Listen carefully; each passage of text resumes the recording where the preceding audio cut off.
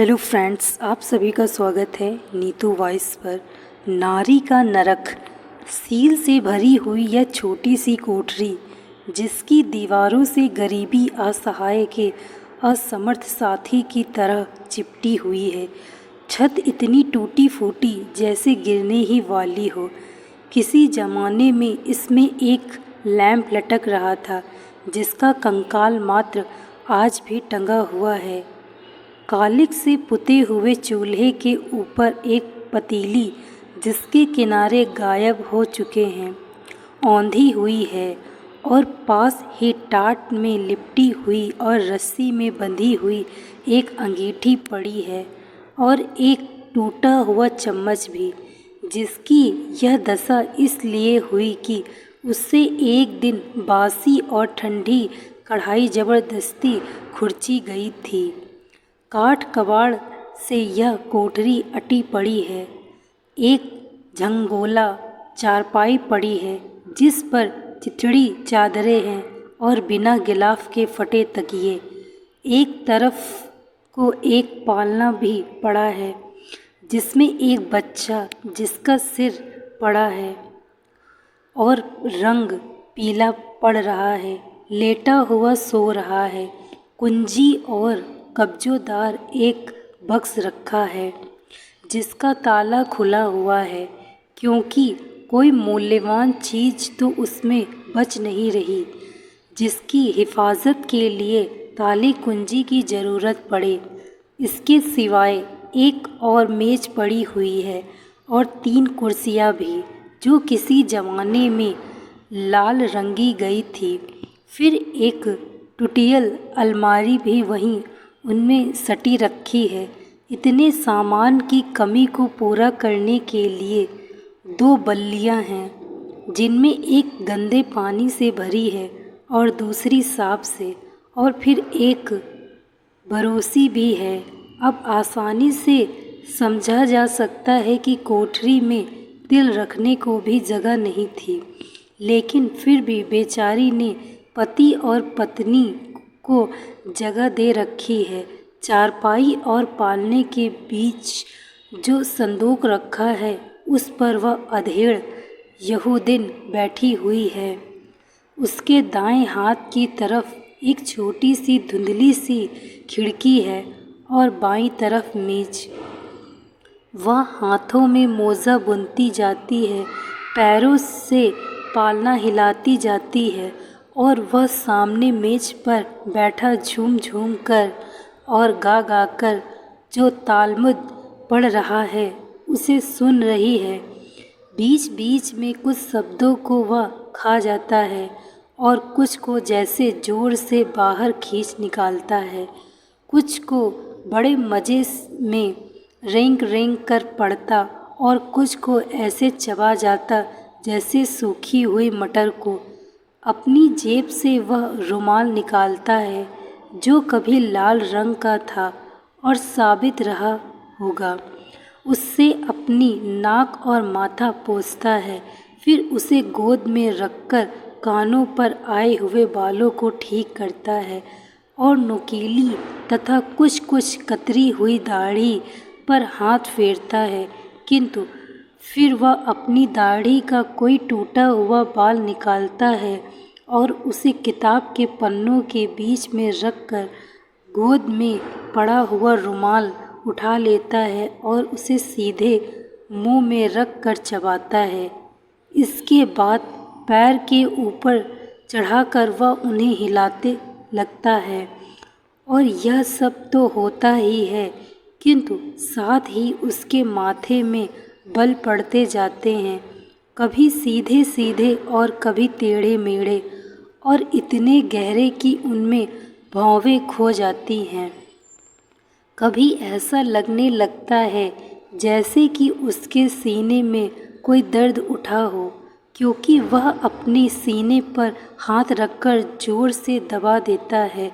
यकायक वह अपना सिर बाईं तरफ को झुका लेता है, बाएं नथुने में उंगली डालकर छींक लेता है, फिर अपना सिर सीधी तरफ को झुकाता है और सीधे नथुने में उंगली डालकर छींक लेता है। बीच बीच में वह हुलास भी सूंघता जाता है, पैर खींच कर बैठ जाता है, आवाज़ तेज हो जाती है, कुर्सी चरमराती है और मेज खड़खड़ाती है, किंतु पालने में सोया हुआ बच्चा जागता नहीं, क्योंकि यह जो शोर हो रहा है वह तो रोज़ ही होता है। उसके लिए यह कोई नई बात तो नहीं थी और वह उसकी पत्नी बराबर अपने पति पर ही नज़र जमाए बैठी है। उसकी ज़रा ज़रा सी आवाज़ जैसे अपने कानों से पिए जा रही है। यह ज़रूर है कि वह अपने समय से पहले ही बीत गई है। कभी कभी वह आह भर लेती है, काश यह इस लोक के लिए भी उतने ही योग्य होते जितने कि परलोक के लिए हैं। तब फिर यहाँ भी जी सुख से रहता, जिंदगी आराम में कटती। लेकिन फिर वह अपने मन को संयम ही आश्वासन दे देती है। आत्मसम्मान की क्या रक्षा की जाए, दो नावों पर तो पैर रखकर नहीं चला जा सकता। वह बराबर सुनी ही जा रही है। पल पल भर उसकी झुर्रियोंदार मुद्रा बदलती है। अब वह घबराई सी है और क्षण भर पहले ही तो खुशी उस पर खेल रही थी। अब उसे याद आया, अरे आज तो बृहस्पति है और रविवार के लिए घर में एक दाना भी नहीं है। और याद आते ही उसके मुख पर व्याप्त खुशी हल्की हुई, फिर क्रमशः धुंधली होकर उड़ गई। खिड़की के धुंध में से उसने सूरज की तरफ देखा। बराबर देर हो रही है और घर में एक चम्मच गर्म पानी भी नहीं है। हाथ की सलाइयाँ चलनी बंद हो जाती हैं। एक कालिमा सी उसके मुख पर छा जाती है। बच्चे की तरफ देखती है। उसे लगता है कि वह बस अब जगने ही वाला है। बेचारा बच्चा कमज़ोर तो है ही, और उस पर भी उसके पीने के लिए एक बूंद दूध भी नहीं है। उदासी की कालिमा घनी अंधियाली में बदल जाती है। सलाइयाँ काँपती हैं और रुक रुक कर चलती हैं, और जब उसे यकायक ख्याल आ जाता है कि मियाद तो बीतने आई, पर उसके बूंदे और चांदी की मोमबत्तियाँ तो अभी गिरवी ही पड़ी हैं। संदूक खाली पड़ा है, लैंप भी बिक चुका है। तभी सलाइयाँ उसकी उंगलियों में हत्यारे की छुरियों की तरह चलने लगती हैं। मुख की उदासी घनीभूत होकर भौहों पर जमा हो जाती है और ऐसा लगता है जैसे बस कोई तूफान ही आने वाला हो। उसके गड्ढों में घुसी हुई रूखी मटीली आँखों में जैसी बिजली चमक उठी हो, और वह बैठा पढ़ता ही रहा जैसा का तैसा। उसे कुछ पता नहीं कि इतनी देर में ही परिस्थिति में क्या परिवर्तन हो गया। वह नहीं देखता कि पत्नी ने मोजा बुनना बंद कर दिया है। उसका माथा व्यथा भार से दबा जा रहा है और मेरी ओर देख रही है, ऐसी दृष्टि से जो उसकी नस नस को हिला दे। नहीं देखता कि उसके ओठ काँप रहे हैं, मुंह तमतमा रहा है। वह किसी न किसी तरह अपने को रोके हुई थी, फिर भी तूफान तो उसके अंतर से उमड़ा ही आता था, और जरा सा अवसर पाते ही वह टूट भी पड़ेगा। और वह अपने धर्मशास्त्र का एक वाक्य बहुत खुश होकर पढ़ रहा था, इसलिए यह मतलब निकलता है कि वह आगे 3 कहने की वाला था कि निकलता कि जोर से जैसे चिंगारी पैदा कर ही दी, तो पत्नी के दिल की बारूद को अब भड़का कर जला देने के लिए काफ़ी थी। उभरती हुई बाढ़ को जो बोध अब तक रोके हुए था, उसको इस एक शब्द ने ही जैसे खोल दिया और वह बाढ़ छूट निकली। सामने जो कुछ पाया उसे निगलती हुई वह तीव्र गति से वह चली। निकलता है, तू कहता है निकलता है, तो निकल क्यों नहीं जाता? जो नवाब बना बैठा है। गुस्से से उसकी आवाज़ भारी हो गई। फिर जैसे नागिन की तरह फुंकारती हुई बोली, निकल नहीं जाता? चुकती का दिन आ रहा है। आज बृहस्पति है, बच्चा बीमार है, दूध की बूंद नहीं है। हाय! उसकी आंखें आग उगलने लगी। चुसी और गड्ढे में धसी हुई छातियाँ भभक उठी। सांसों में से झंझावात बरस रहा पड़ा और वह पत्थर बना बैठा था। पत्थर खून जैसे सूख गया, सांस बंद हो गई। प्रेत की तरह अपनी जगह से उठा और किवाड़ों से लगभग खड़ा हो गया और पतली की तरह मुंह किया। जो देखा कि क्रोधावेश के मारे उसके हाथ और जीभ दोनों जड़वत हो गए हैं। उसने आंखें जरा मीची और रुमाल को दांतों से दबाया, जोर से सांस ली और तब बोला, सुन, तू जानती है पति सेवा के क्या मानी है? नहीं जानती, और पति के अध्ययन में विघ्न डालती है। हर वक्त उसे कमाई करने के लिए परेशान करती है। उफ, तू बताना, आखिर इन चिड़ियों के बच्चों को कौन खिलाता है? बोल ना, चुप क्यों है? भगवान में विश्वास नहीं करती, दुनियादारी के मोह में उलझी रहना चाहती है। बेवकूफ़ कमबख्त औरत, अपने पति के काम में सहायता नहीं दे सकती तो विघ्न भी क्यों डालती है?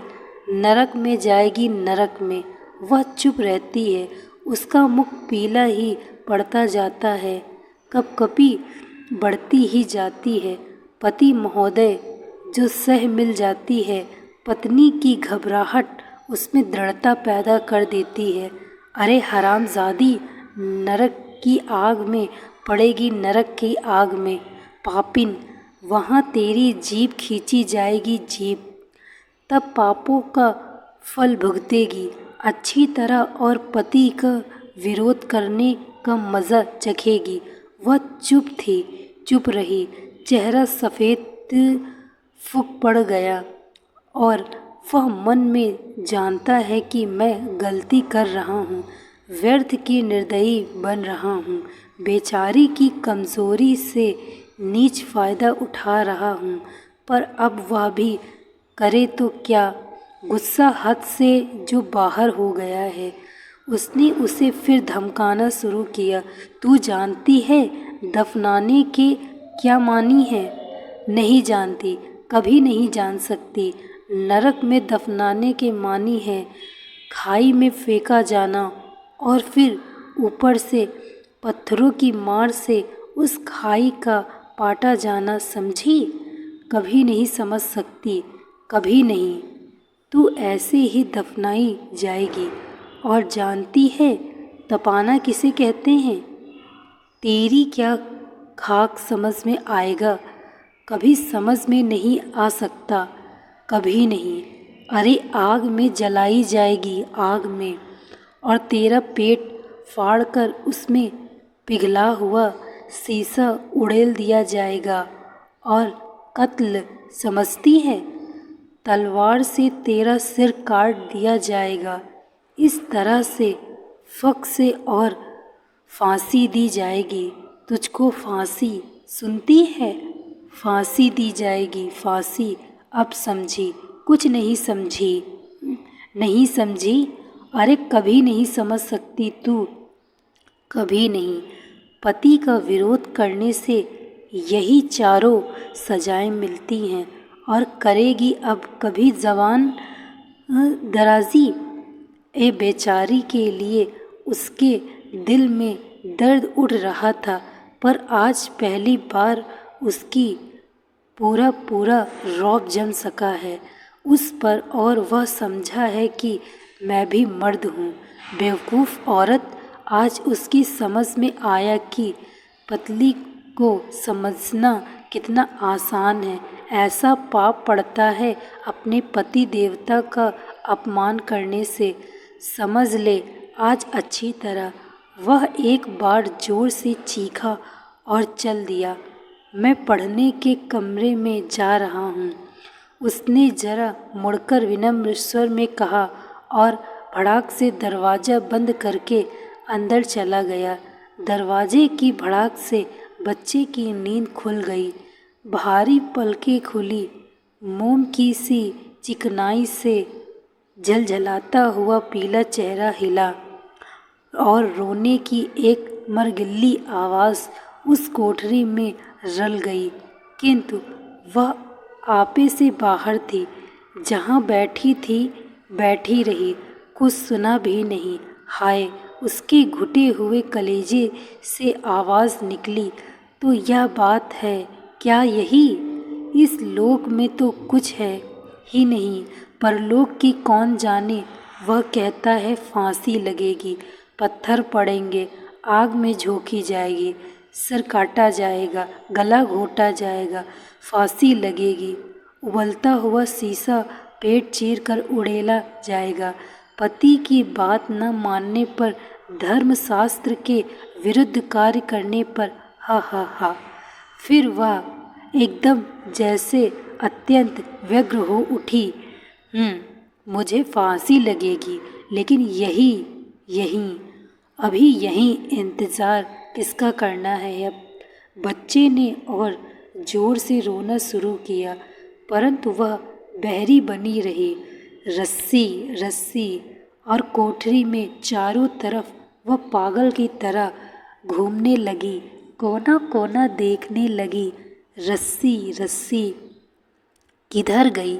मैं चाहती हूँ मेरी हड्डी भी उसके हाथ न लगे। कम से कम इस नरक से तो पहले छुट्टी ले लूँ आज। जरा मज़ा तो चखे, वह बच्चे को एक दिन पाल कर तो देखे, तब सब चर्बी छट जाएगी आँखों की। मैं अब बहुत सह चुकी हूँ, अब और नहीं सह सकूँगी। बस अब यह आखिर है, अंत होगा होगा। रस्सी रस्सी। उसकी अंतिम चीख ऐसी थी जैसे आग में जलते हुए किसी आदमी की सहायता के लिए पुकार हो। उसे याद है कि एक रस्सी कहीं न कहीं पड़ी है। ओह ठीक, अंगीठी में बंधी हुई।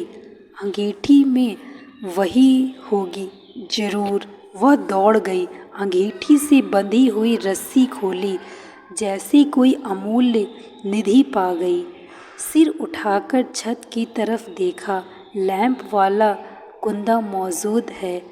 बस अब मेज़ पर चढ़ने की कसर है।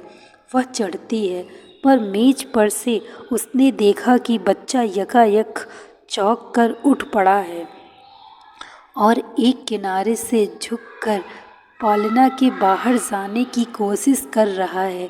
कमज़ोर है, कहीं गिर। और वह मरियल आवाज़ से सबका माँ अम्मा माँ।